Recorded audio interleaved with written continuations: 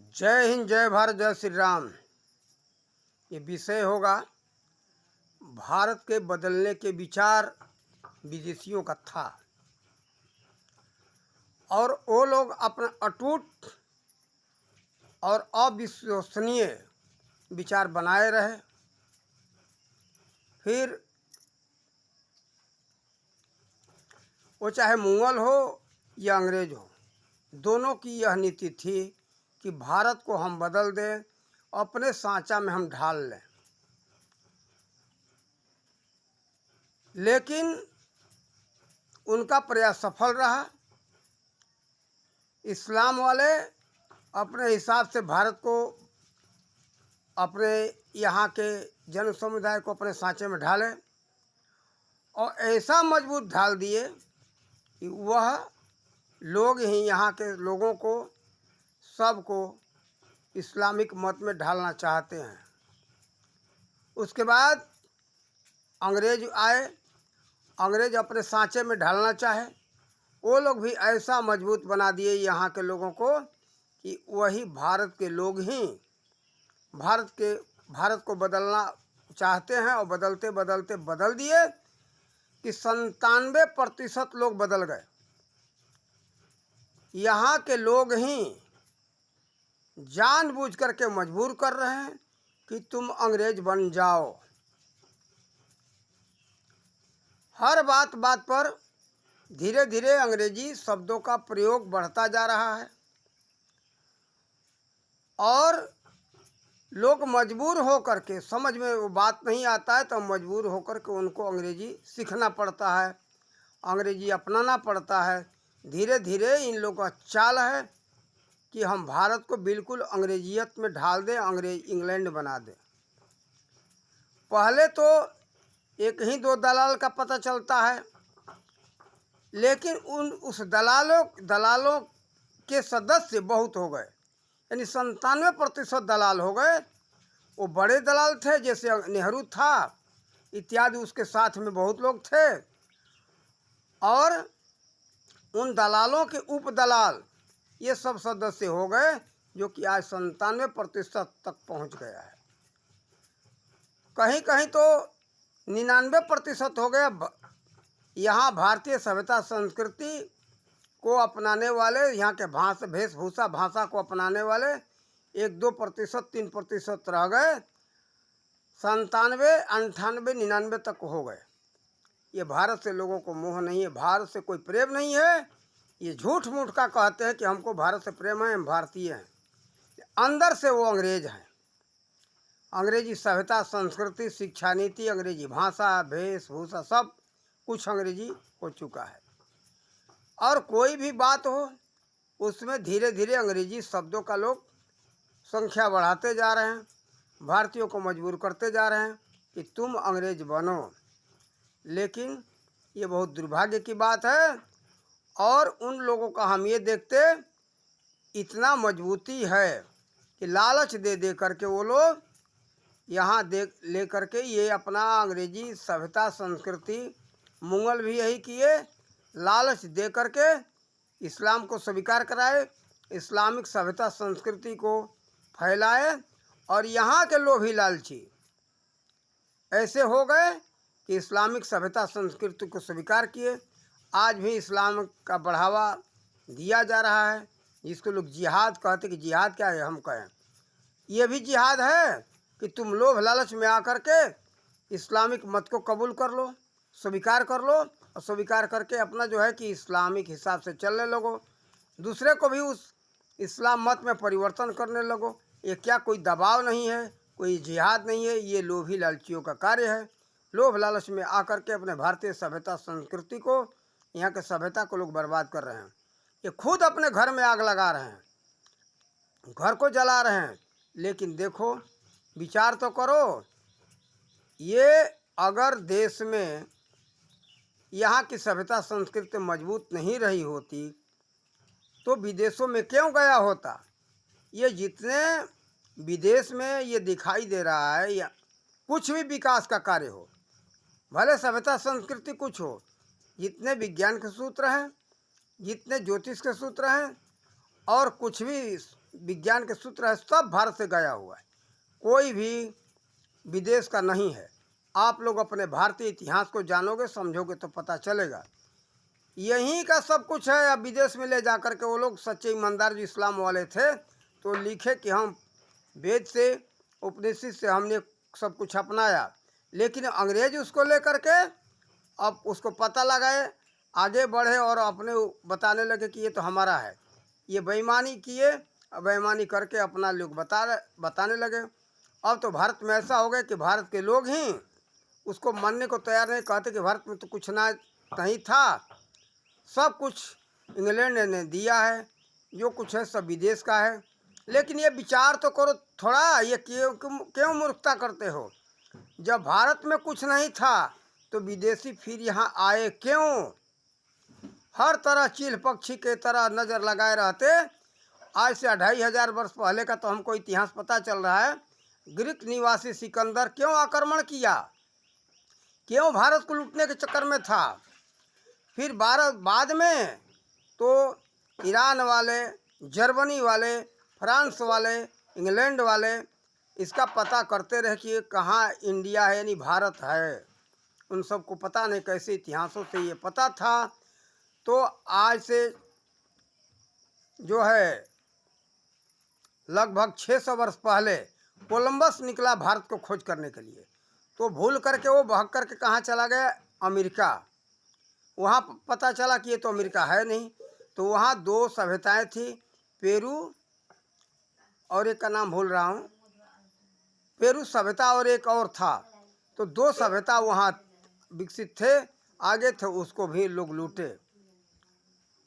फिर देखो, फिर भारत को खोजने में वो कोलंबस असफल रहा। तो फिर अंत में वास्को डिगामा निकला। वास्को डिगामा भारत को खोजने में सफल हुआ।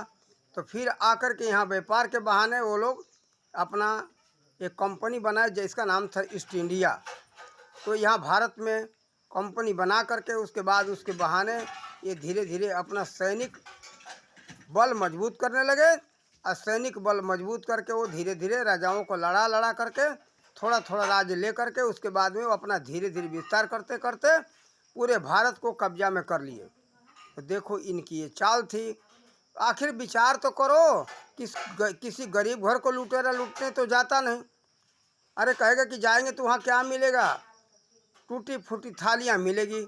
वहाँ कौन जाएगा? कुछ होगा नहीं, घर में सोना चांदी नहीं होगा।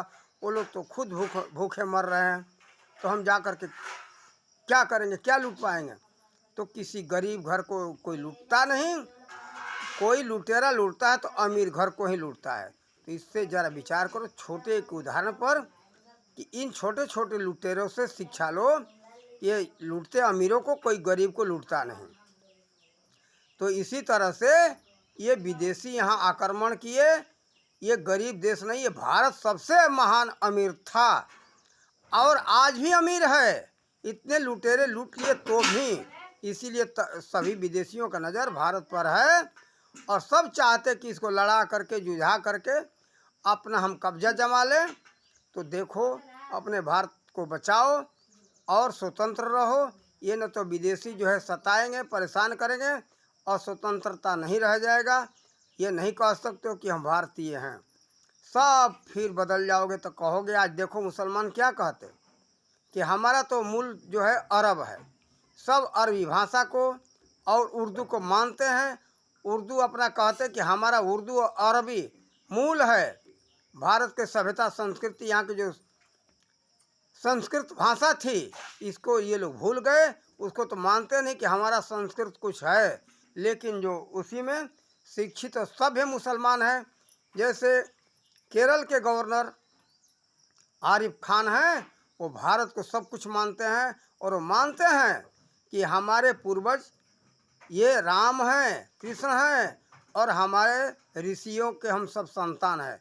भले वो बदल गए, किसी तरह से उसमें चले गए, लेकिन जितना उनको वेदों का, उपनिषदों का और गीता का ज्ञान है उतना तो हमको खुद भी ज्ञान नहीं है। हम तो उतना पढ़े ही नहीं। लेकिन हमारे बहुत से भारतवासियों को उतना जानकारी नहीं है जितना कि वेदों के बारे में जानते, उपनिषदों के बारे में जानते, जितना मनुस्मृति के बारे में जानते, जितना यहाँ के पुराणों के बारे में जानते, उतना हमारे भारतवासियों को किसी को ज्ञान नहीं है। उससे तो शर्म करो। एक मोहम्मद आरिफ खान जो पूर्व गवर्नर थे केरल के, उनसे सीखो। तो देखो शर्म की बात है। अंग्रेज यहाँ आए तो देखो विचार करो, जब भागने लगे तो ईस्ट इंडिया लाइब्रेरी को क्यों लेकर के भाग गए। उस समय जब भागते समय में, उस समय 20 लाख पुस्तक थे उस लाइब्रेरी यानी पुस्तकालय के अंदर। वो सब पुस्तक जो है लेकर के पहले वो लोग भागे। उसके बाद में और कुछ जो सामान ले जा सके ले गए। तो देखो यहाँ के कलाकृतियाँ जितने मूर्तियाँ थी वो सब लेकर के भागे। तो देखो इसे सोचो समझो कि हमारा कीमती था तभी विदेशी लेके गए, और विदेश से कोई भी व्यक्ति कुछ लाया नहीं। वहाँ की कोई कलाकृति, वहाँ का शिक्षा, वहाँ की सभ्यता संस्कृति मजबूत नहीं रही। लेकिन लोग, ये मूर्ख लोग अपना रहे हैं, और भारत में जो बचा खुचा है उसको भी मिटाने के चक्कर में है। यहाँ तक देखते एक छोटा सा जो सलाई होता है जिसको माचिस कहते, माचिस पर भी सब कुछ अंग्रेजी में लिखा हुआ आता है। तो ये मजबूर करते हैं ये भारत के लोग ही भारतीयों को कि तुम अंग्रेज बनो। सब कुछ, एक बिस्कुट का छोटा पैकेट हो उस पर भी, और एक माचिस के ऊपर भी सब अंग्रेजी के ऊपर लिखा आता है। देखो ये अपने भारत को बर्बाद मत करो, हम यही कहेंगे। नहीं तो हम यही कहेंगे कि सब तुम दलालों के दलाल हो, दलालों के दलाल हो। अंग्रेजी में क्या दलाल तो था पहले नेहरू, लेकिन नेहरू अपना सदस्य बना दिया और उसी सदस्यता वही बढ़ती ही जा रही है। शर्म करो, अपना भारत को बर्बाद मत करो। सबसे श्रेष्ठ था, श्रेष्ठ है, उससे जो श्रेष्ठता जो बचा हुआ है, ऊंची कोटि का दर्जा, उसको बर्बाद मत करो, मजबूर मत करो, शर्म करो। अगर लाज नहीं है, निर्लज हो, तो भारत को बर्बाद करो, दलाली करो। हम यही कहेंगे खुल्लम खुला कि सब के सब दलाल हो। दलाली करो, दलालों के दलाल हो गए। क्या लोभ लालच है, क्या मिल रहा है? कुछ मिलता नहीं, थोड़ा सा मिल रहा है। केवल नाम, किसी ने कह दे वाह वाह ऊंचा हो तो तुम सब नंगे नाचने लगे। अरे नंगे नाचने का प्रथा वहाँ था, अब यहाँ भी नंगे नाचने लगे तो नंगे ही कह जाओगे, सभ्यतादार नहीं कह जाओगे। यहाँ का सब कुछ ऊंचा था, ऊंचा को लूटने के लिए विदेशी आए, लूटते रहे, और उसी को लुटाने के चक्कर में सब लोग पीछे दलाल बन कर के पड़े हो, दलालों के सदस्य बन कर के। और ऐसा मत करो, भारत को बचाओ, इस चक्कर में मत पड़ो, विदेशियों के बहकावे मत आओ, दलालों के बहकावे मत आओ।